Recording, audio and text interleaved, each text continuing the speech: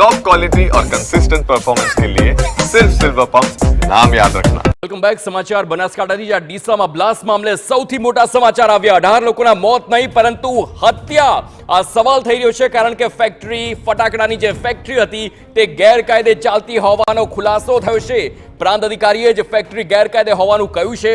જવાબદારો સામે એફઆઈઆર થશે। પોલીસે પણ કર્યા ફેક્ટરીને લઈને મોટા ખુલાસા। પોલીસે ફેક્ટરી અંગે આપ્યો છે નેગેટિવ અભિપ્રાય। જિલ્લા પોલીસ વડાએ પોલીસના અભિપ્રાયની આપી છે માહિતી। પોલીસે વિડીયોગ્રાફી સાથે નેગેટિવ અભિપ્રાય આપ્યો છે તેમ પોલીસ વડાએ જણાવ્યું। એલસીબી, એસઓજી અને પોલીસની 3 ટીમો આરોપીઓને શોધવામાં લાગી છે। પોલીસની ટીમો રાજસ્થાન અને અમદાવાદ માટે રવાના થઈ છે।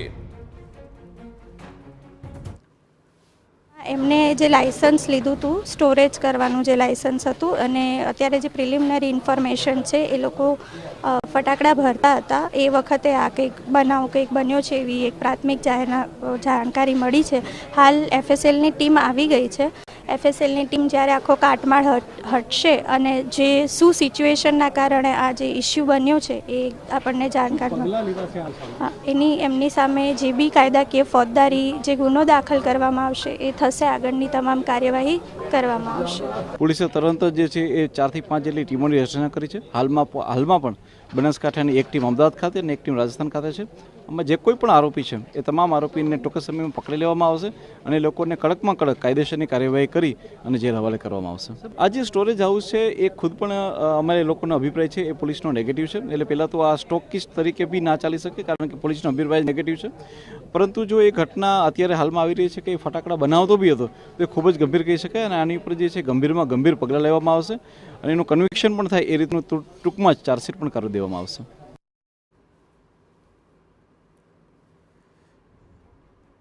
તો આ સમગ્ર મામલે વાત કરવાના સંવાદદાતા અતુલ ત્રિવેદી બનાસકાંઠા લાઈવ જોડાયા છે। તેમની સાથે સીધી વાત કરીશું।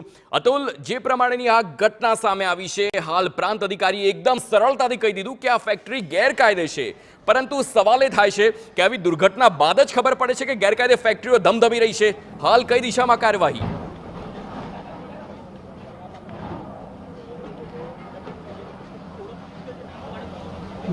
આ જે ડીસાની જે જીઆઈડીસીની જે ઘટના છે તેમાં 18 લોકોના મોત થયા છે। એ મોત નહીં પરંતુ હત્યા છે અને હત્યા એના માટે કહી શકાય કે એના જવાબદાર પ્રાંત અધિકારી છે।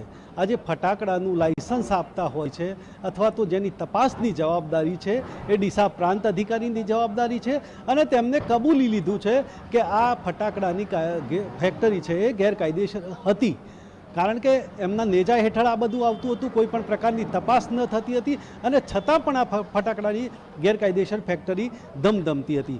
જો કે જિલ્લા પોલીસ વડાએ પણ જે પ્રકારે કહ્યું છે કે અમે આ ફેક્ટરીને અભિપ્રાય નેગેટિવ આપ્યો હતો, વિડીયોગ્રાફી સાથે આપ્યો હતો, છતાં પણ તેનું સ્ટોરેજનું લાયસન્સ આપવામાં આવ્યું પ્રાંત અધિકારી દ્વારા।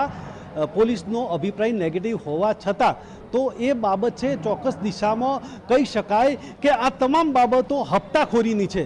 એટલે કે હપ્તાખોરીમાં આ પ્રકારના ગેરકાયદેસર લાયસન્સો આપી અને ગેરકાયદેસર ફેક્ટરીઓ ધમધમતી હતી અને જેને કારણે 18 લોકોના મોત થયા।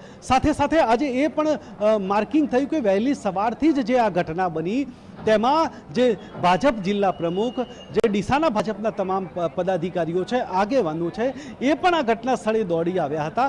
એટલે કે આ જે દીપક જે સિંધી છે તે ભૂતકાળમાં પણ આવા પોલિટિકલ કનેક્શન ધરાવતો હતો અને તેમ જે રાજકીય પક્ષની જે રહેમ નજર છે તેની હેઠળ જ આ પ્રકારના લાયસન્સ મેળવ્યા હોય તેવું પણ અત્યારે શક્યતાઓ છે। એટલે કે દીપક ઠક્કર ચોક્કસ આ જે પ્રકારે ગેરકાયદેસર આ દારૂખાનાની ફેક્ટરી ચલાવતો હતો તેમાં બોઇલર બ્લાસ્ટ થયો અને જે 8 જેટલી રૂમો હતી તે જે પ્રકારે ધરાશાયી થઈ તેમાં 23 જેટલા જે લોકો છે દટાયા। 18 લોકોના જે મૃતદેહ મળ્યા છે અને બીજા 3 થી 4 લોકોને શોધવાની કામગીરી ચાલુ રહી છે।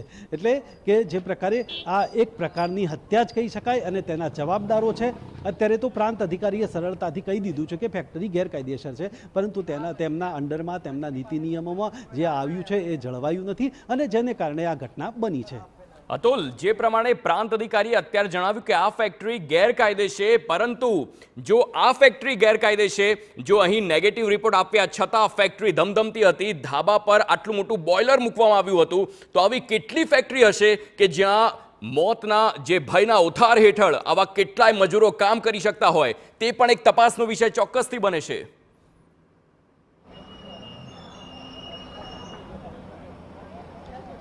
ડીસામાં આવી ગેરકાયદેસર એક બીજી પણ ફેક્ટરી છે અને ફટાકડાના 14 જેટલા જે ગોડાઉનો છે એ તો શહેરી વિસ્તારમાં છે અને એ પણ આ તમામ જે ગોડાઉનો છે એ આ તમામ તંત્રની અથવા પોલીસની રહેમ નજર હેઠળ ધમધમી રહ્યા છે.